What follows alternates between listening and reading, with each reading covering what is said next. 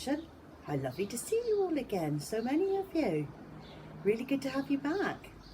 Hope you've had a nice week and managed to have lots of fun and keep busy. Rusty and I have just been playing a game. We've had such fun, haven't we? We were playing Disney princesses.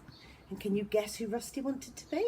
That's right, the Little Mermaid. Doesn't he look wonderful? Well, if you're looking for something to do this week, maybe you could draw a picture of Rusty for me and then you could bring it into school when we go back. That would be really nice, wouldn't it? Anyway, this week's story. We're going to have the selfish crocodile. Get yourselves comfortable and enjoy. The selfish crocodile.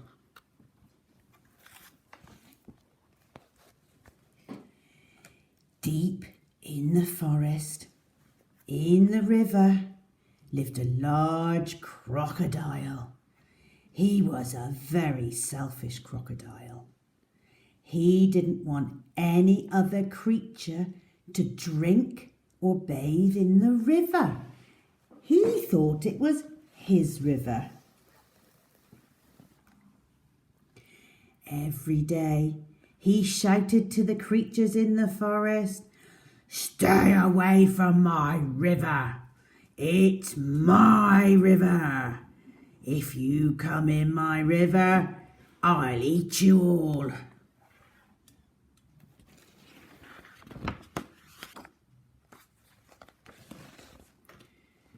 So there were no fish, no tadpoles, no frogs, no crabs, no crayfish in the river. They were all afraid of the selfish crocodile. The forest creatures kept away from the river as well. Whenever they were thirsty, they went for miles to drink in other rivers and streams.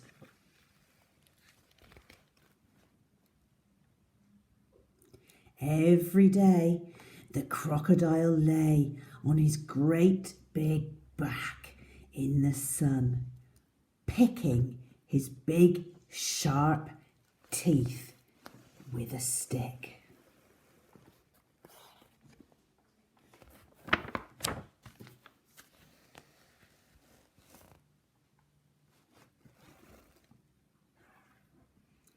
But early one morning, the forest was awakened by a loud groaning sound.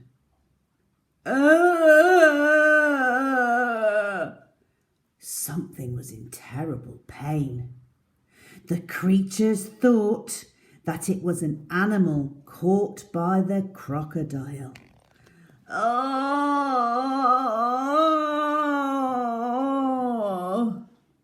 But as the sun came out brightly, they saw that it was the crocodile who was in pain. He was lying on his big back, holding his swollen jaw, and he was crying real tears.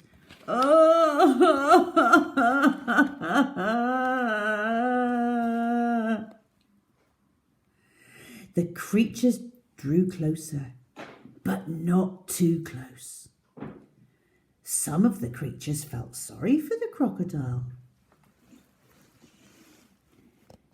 "What's the matter with him?" asked a deer. "I don't know," said a squirrel.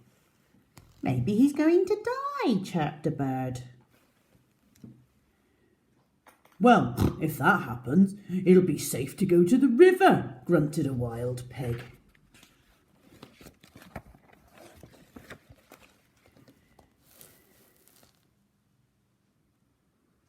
The animals thought about this. They hung from branches, they hung from vines, they buzzed in the air, and they shook their heads as they watched the great big crocodile in pain. But no animal tried to help.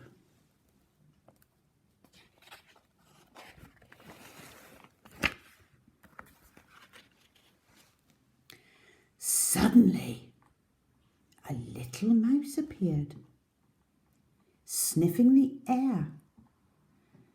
He ran along the crocodile's tail onto his tummy. The other creatures just stared.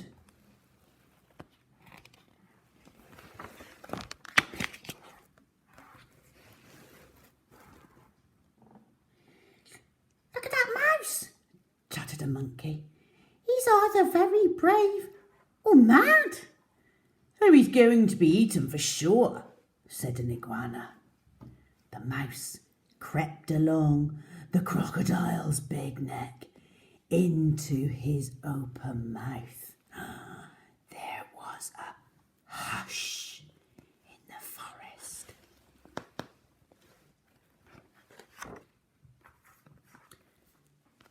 The mouse got hold of something and pulled and pulled and pulled.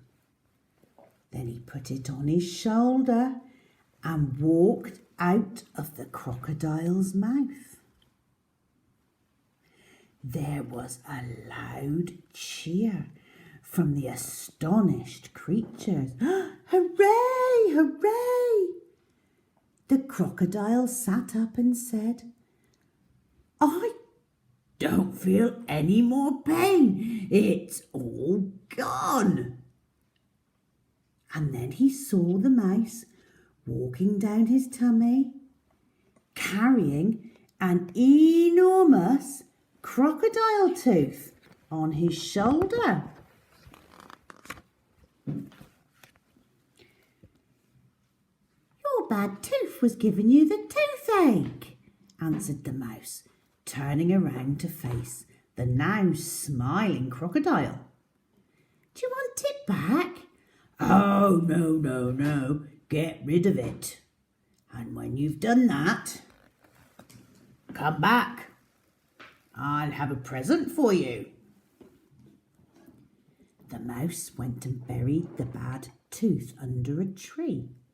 And when he returned, the crocodile had a nice juicy nut waiting for him.